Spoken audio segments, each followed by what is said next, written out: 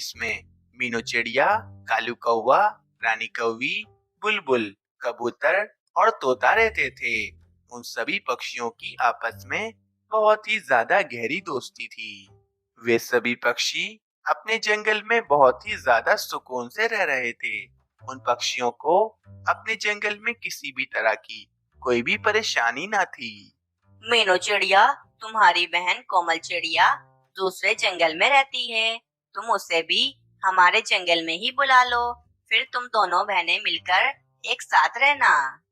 कबूतर, मैंने कोमल चिड़िया को कितनी बार कहा है कि वे हमारे जंगल में रहने के लिए आ जाए, लेकिन वे तो मेरी बात मानती ही नहीं है।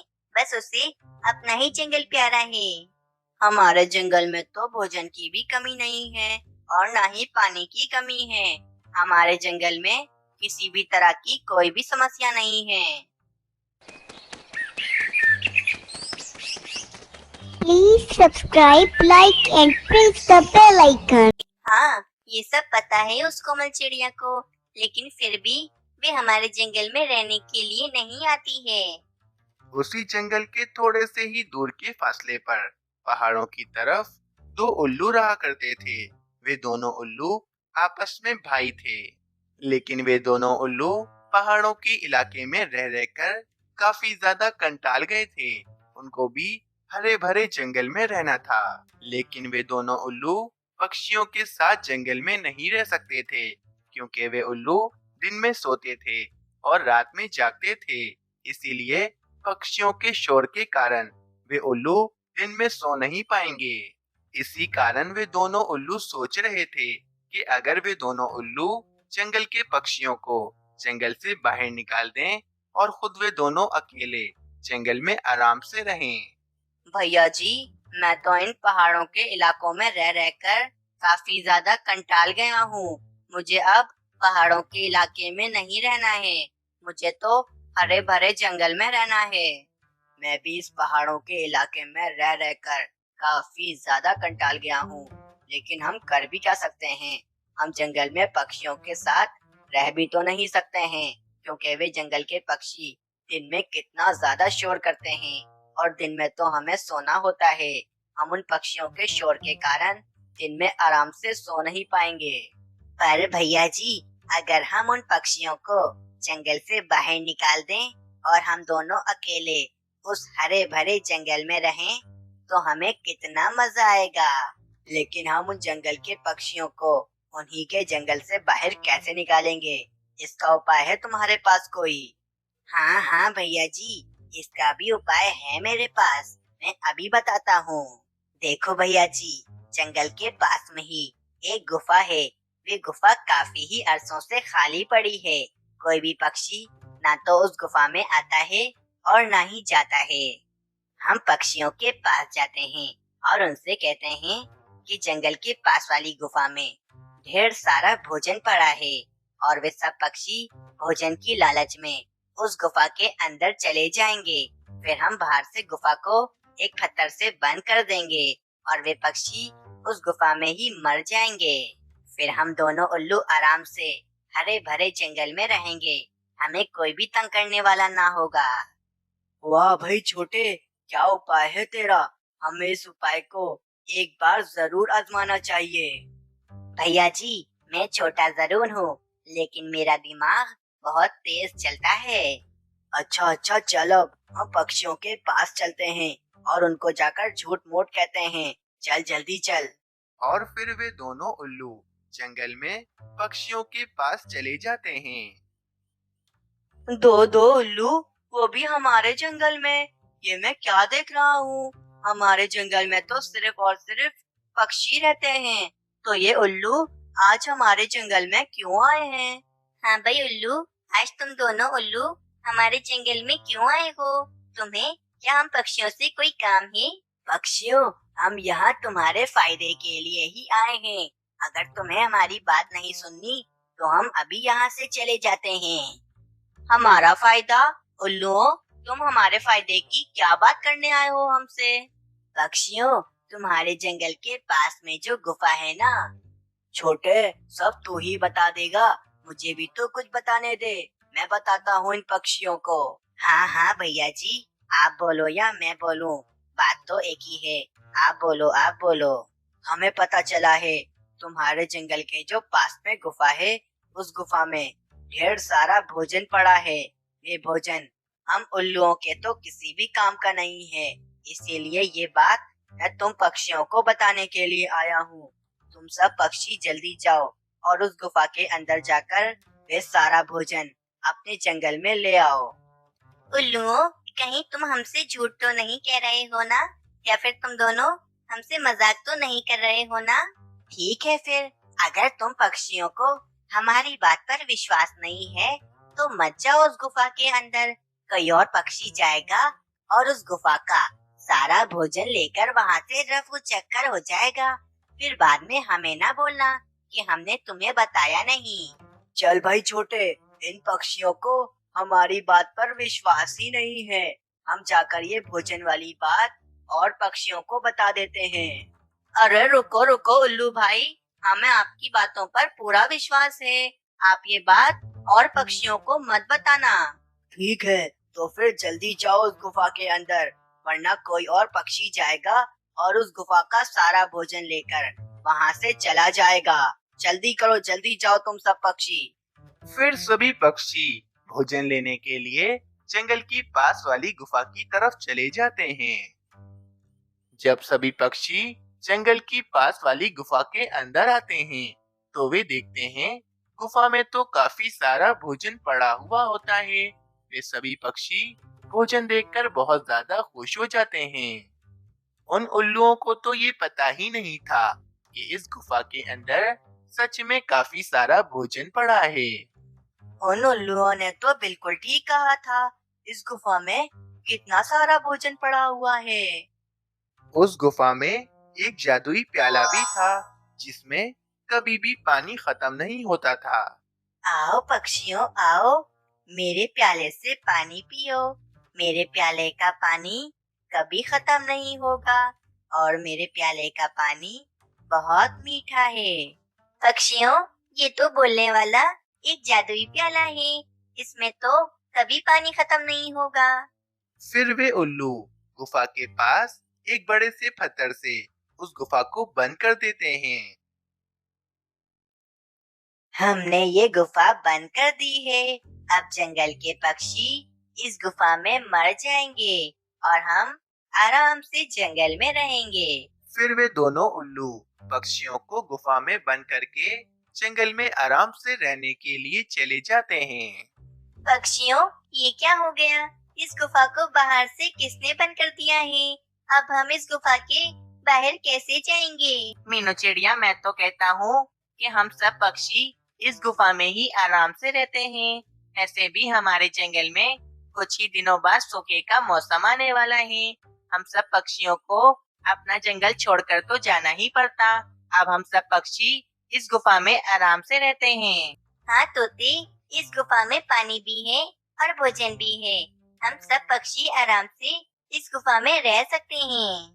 जंगल के सभी पक्षी आराम से उस गुफा में ही रहने लगते हैं। भैया जी, कितना मजा आ रहा है हमें इस जंगल में रहने में। हर तरफ हरियाली ही हरियाली है। छोटे, अब तक तो उन पक्षियों को पता चल गया होगा कि किसी ने बाहर से गुफा बंद कर दी है और अब सब पक्षी काफी ज्यादा परेशान होंगे। उन उल्लुओं को तो ये पता ही नहीं था कि जंगल के सभी पक्षी काफी सुकून से उस गुफा में रह रहे हैं। कुछ दिन ऐसे ही बीत जाते हैं। जंगल में सूखे का मौसम आ जाता है और जंगल में काफी ज्यादा गर्मी पड़ जाती है। वे दोनों उल्लू भी काफी ज्यादा परेशान हो गए थे। भैया जी, कितनी ज्यादा गर्मी हो रही है। मुझसे तो अब इस जंगल में नहीं रहा जा रहा है। पर छोटे, अब हम क्या करें? हम इस जंगल को छोड़कर आखिर कहाँ जाएंगे? हम एक काम करते हैं। हमने पक्षियों को जिस गुफा में बंद किया था, हम दोनों उस गुफा में रहने के लिए चलते हैं। उस गुफा में गर्मी भी नहीं होगी। हम दोनों आराम से उस गुफा में रह पाएंगे। हाँ, फिर जब सूखे का मौसम खत्म हो जाएगा, तो हम वापस अपने जंगल में आ जाएंगे। फिर वे दोनों उल्लू जंगल की पास वाली गुफा की तरफ चले जाते हैं। वे दोनों उल्लू उस गुफा के पास आते हैं और उस गुफा के पास से वे बड़ा सा पत्थर उठाते हैं। जब वे दोनों उल्लू उस गुफा के अंदर आते हैं तो वे देखते हैं सभी पक्षी तो आराम से उस गुफा में रह रहे थे। ये देखकर तो वे दोनों उल्लू हैरान हो जाते हैं। भैया जी, ये क्या हो गया? ये सब पक्षी तो अभी तक जिंदा हैं और ये तो कितने आराम से रह रहे हैं इस गुफा में। छोटे, देख तो जरा, इस गुफा में कितना सारा भोजन है। ये भोजन खाकर ही ये पक्षी जिंदा हैं। पक्षियों, हमने तो तुमसे झूठ कहा था कि इस गुफा में भोजन है। हमें तो ये पता ही नहीं था कि इस गुफा में सच्ची में इतना सारा भोजन है। फिर एक उल्लू पक्षियों को सारी बात बताता है। हमें माफ कर दो पक्षियों, हमने तुम सब पक्षियों के साथ बहुत बुरा करना चाहा। अब हम चाहते हैं कि हम तुम्हारे साथ इस गुफा में ही रहें, क्योंकि जंगल में तो सूखे का मौसम आया हुआ है और जंगल में काफी ज्यादा गर्मी है। लेकिन तुम दोनों उल्लू हम पक्षियों के साथ कैसे रह सकते हो? हम सब पक्षी तो दिन में बहुत ज्यादा शोर करते हैं। हमारे शोर के कारण तुम दोनों उल्लू कैसे सोओगे? नहीं चिड़िया, अब हम दोनों उल्लू भी तुम पक्षियों के साथ रात में ही सोया करेंगे और दिन में तुम सब पक्षियों के साथ जागा करेंगे। फिर उन दोनों उल्लुओं को अपनी गलती की सजा मिल जाती है और वे दोनों उल्लू जंगल के पक्षियों के साथ आराम से उस गुफा में रहने लगते हैं। एक जंगल में एक मीनू चिड़िया रहती थी। मीनू चिड़िया काफी ज्यादा मेहनती थी। मीनू चिड़िया का एक छोटा सा व्यापार था जिसमें मीनू चिड़िया पक्षियों को मीठे मीठे आम बेचकर उन पक्षियों से काफी ज्यादा मुनाफा कमाती थी। बस यूं ही मीनू चिड़िया अपने काम में व्यस्त रहती थी और पूरा दिन मीनू चिड़िया मेहनत करके खूब ज्यादा मुनाफा कमाती थी। मीनू चिड़िया रोजाना एक आम के पेड़ से काफी सारे आम तोड़ा करती थी और वे आम का पेड़ भी काफी ज्यादा अच्छा था। मीनू चिड़िया, तुम मुझ पर से ये जो रोजाना इतने सारे आम तोड़ती हो, क्या ये सारे आम बिक जाते हैं? हाँ हाँ पेड़ भैया, मैं आपके ऊपर से जितने भी आम तोड़ती हूँ, मैं वे सारे दिन में सारे आम बेच देती हूँ। मीनू चिड़िया, ये तो बहुत अच्छी बात है। बस इसी तरह मेहनत करती रहो और तुम बहुत ज्यादा मुनाफा कमाती रहो। आपका बहुत बहुत शुक्रिया पेड़ भैया। चले, अब मैं चलती हूँ, मुझे जाकर ये सारे आम भी बेचने हैं। फिर मीनू चिड़िया वे आम की टोकरी लेकर उन आमों को बेचने के लिए निकल जाती है। आम ले लो भाई आम, मीठे मीठे आम ले लो। आम ले लो भाई आम, मीठे मीठे आम ले लो। आ जाओ भाई आ जाओ, जल्दी जल्दी आ जाओ। मीनू चिड़िया की आवाज सुनकर वहाँ पर एक कौवा आता है और मीनू चिड़िया से कहता है, मीनू चिड़िया, ये आम तो दिखने में काफी ज्यादा अच्छे लग रहे हैं। कहीं ये आम ऊपर से अच्छे हैं और अंदर से खराब तो नहीं है ना? नहीं नहीं कैलू कौवी, ये आम बहुत ही ज्यादा स्वादिष्ट है। मैंने ये आम खुद खा के देखा है। अच्छा, ऐसी बात है। लाओ, फिर मुझे 1 दर्जन आम दे दो, मैं अपनी रानी कौवी को भी ले जाकर खिलाऊंगा। फिर वे कालू कौवा 1 दर्जन आम लेकर वहाँ से चला जाता है। आज तो सुबह ही सुबह मेरे 1 दर्जन आम बिक गए। लगता है आज जल्द ही मेरे ये सारे आम बिक जाएंगे। आम ले लो भाई आम, आम ले लो भाई आम, जल्दी जल्दी आकर आम ले लो। बहुत ही स्वादिष्ट आम है ये, जल्दी जल्दी आ जाओ। कैलू कौवे, तुम ये आम कहाँ से ला रहे हो? मुझे भी बताओ, मुझे भी आम लेने हैं। तोते भाई, मैं तो ये आम मीनू चिड़िया से लेकर आ रहा हूँ। आपको भी ये आम लेने हैं क्या? हाँ हाँ कैलू कौवे, मुझे भी आम खरीदने हैं। मेरी पत्नी को आम बहुत ही ज्यादा पसंद है, इसीलिए तुम मुझे बताओ कि मीनू चिड़िया कहाँ बैठी है। फिर वे कालू कौवा तोते को रास्ता बताता है और वे तोता मीनू चिड़िया के पास आम खरीदने के लिए चला जाता है। मीनू चिड़िया, कितनी मुश्किलों से मैं तुम्हें ढूंढता हुआ आया हूँ। मुझे तुमसे ही आम खरीदने हैं। मेरी पत्नी को आम बहुत ही ज्यादा पसंद है, इसीलिए तुम मुझे 1 दर्जन आम दे दो। लेकिन मीनू चिड़िया, पहले एक बात बताओ, ये आम कहीं अंदर से खराब तो नहीं है ना? अगर ये आम अंदर से खराब हुए ना, तो मेरी पत्नी मुझे बहुत मारेगी। इसीलिए पहले तुम मुझे बताओ, कहीं ये आम अंदर से खराब तो नहीं है ना? नहीं नहीं मिट्ठू तोते, ये आम बहुत ही ज्यादा स्वादिष्ट हैं। तुम आँख बंद करके ले जाओ, तुम्हारी पत्नी ये आम खाएगी तो उसको बहुत ही ज्यादा मजा आएगा। ठीक है मीनू चिड़िया, अगर तुम कहती हो तो ठीक है, तुम मुझे 1 दर्जन आम दे दो। फिर वह मिट्ठू तोता भी 1 दर्जन आम लेकर चला जाता है। वाह भाई वाह, मेरे आम तो कितनी जल्दी जल्दी बिक रहे हैं। बस अब ये थोड़े से आम ही बचे हैं। बस ये आम बिक जाए तो मैं अपने घर चली जाऊंगी। शाम हो जाती है।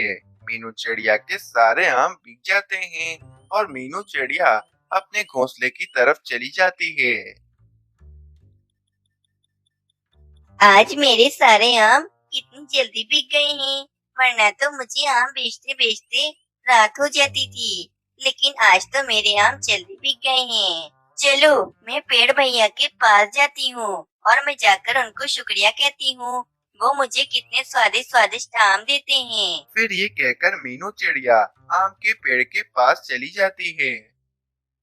मीनू चिड़िया, तुम बोलो बोलो, इस समय तुम यहाँ पर कैसे आई हो?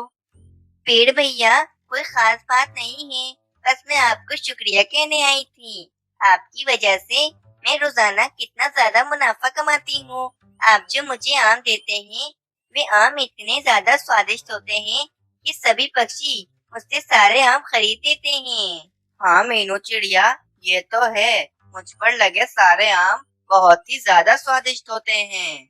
मीनू चिड़िया, तुम यकीन नहीं करोगी, मैं तुम्हारे अलावा अपने ऊपर से किसी भी पक्षी को आम तोड़ने नहीं देता हूँ। एक सिर्फ तुम ही हो जिसको मैं अपने ऊपर से आम तोड़ने देता हूँ। पेड़ भैया, ये तो आपका मुझ पर एहसान है और आपका बहुत बहुत शुक्रिया कि आप रोजाना मुझे कितने सारे आम देते हैं। फिर ये कहकर मीनू चिड़िया अपने घोंसले की तरफ चली जाती है। ये मीनू चिड़िया तो मेरी वजह से कितना कितना मुनाफा कमा रही है और मेरा तो इसमें कोई भी फायदा नहीं हो रहा है। मैं इस मीनू चिड़िया को रोजाना कितने सारे आम देता हूँ, लेकिन इसमें मेरा क्या फायदा होता है? सारा फायदा तो इसमें मीनू चिड़िया का होता है, मेरा तो इसमें एक भी फायदा नहीं है। बस अब मैंने सोच लिया है कि अब मैं मीनू चिड़िया को एक भी आम नहीं दूंगा। इस पूरे जंगल में एक मैं ही वे आम का पेड़ हूँ जिस पर इतने स्वादिष्ट स्वादिष्ट आम लगते हैं, तो फिर मैं अपने स्वादिष्ट आम ऐसे ही फ्री में मीनू चिड़िया को क्यों दूं? अब उस पेड़ को अपने स्वादिष्ट आम होने की वजह से उसे अपने ऊपर घमंड होने लगा। अगले दिन जब मीनू चिड़िया पेड़ के पास आम तोड़ने के लिए आती है, तो वे पेड़ मीनू चिड़िया से कहता है, मीनू चिड़िया, तुम मुझ पर से एक भी आम मत तोड़ना। आज के बाद मैं तुम्हें अपने ऊपर से एक भी आम तोड़ने नहीं दूंगा। चलो चली जाओ यहाँ से तुम। पर क्यों पेड़ भैया, आखिर ऐसी क्या बात हो गई जो आप मुझे अपने ऊपर से ये स्वादिष्ट आम तोड़ने नहीं दे रहे हो? मीनू चिड़िया, मैं अपने इतने स्वादिष्ट आम तुम जैसी छोटी मोटी चिड़िया को नहीं दे सकता हूँ। चलो यहाँ से चली जाओ और दोबारा यहाँ मत आना। फिर मीनू चिड़िया उदास होकर वहाँ से चली जाती है। ये सब कुछ होता हुआ एक जादुई परी देख लेती है। वे जादुई परी उस पेड़ का घमंड देखकर काफी ज्यादा गुस्से में आ जाती है। ये आम का पेड़ तो अपने ऊपर काफी ज्यादा घमंड करने लगा है। इस आम के पेड़ को मुझे सबक तो सिखाना ही पड़ेगा। फिर वे जादुई परी उस पेड़ पर कुछ जादू करती है और उस पेड़ से सारे आम गायब कर देती है। अब इस पेड़ को पता चलेगा कि घमंड करने का क्या अंजाम होता है। अगली सुबह हो जाती है। चलो मैं पेड़ भैया के पास जाती हूँ, क्या पता कल वो किसी बात से गुस्सा हो। चलो आज मैं एक बार और उनके पास जाती हूँ, क्या पता आज वो मुझे अपने आम दे दें। ये सोचकर मीनू चिड़िया आम के पेड़ के पास चली जाती है। बाप रे बाप, पेड़ भैया, आपके ऊपर जो कितने सारे आम लगे थे, वे सारे आम कहाँ चले गए? ना जाने मीनू चिड़िया, ये सब कुछ क्या हो गया? मेरे ऊपर से सारे आम कहाँ गायब हो गए? मीनू चिड़िया, मैंने अपने स्वादिष्ट आमों पर घमंड किया था, क्या पता ये मुझे उसी की सजा मिल रही हो। मीनू चिड़िया, मुझे माफ कर दो, मैंने तुम्हारे साथ बहुत गलत किया है। उस पेड़ को मीनू चिड़िया से माफी मांगते हुए देख वे जादुई परी काफी ज्यादा खुश हो जाती है। इस आम के पेड़ को अपने घमंड की सजा मिल गई है। अब मुझे इस आम के पेड़ के सारे आम लौटा देने चाहिए। फिर वे जादुई परी अपने जादू से उस आम के पेड़ के सारे आम उसे लौटा देती है। अब से वे आम कभी भी घमंड नहीं करता था और वे मीनू चिड़िया को रोजाना काफी सारे आम तोड़ने देता था।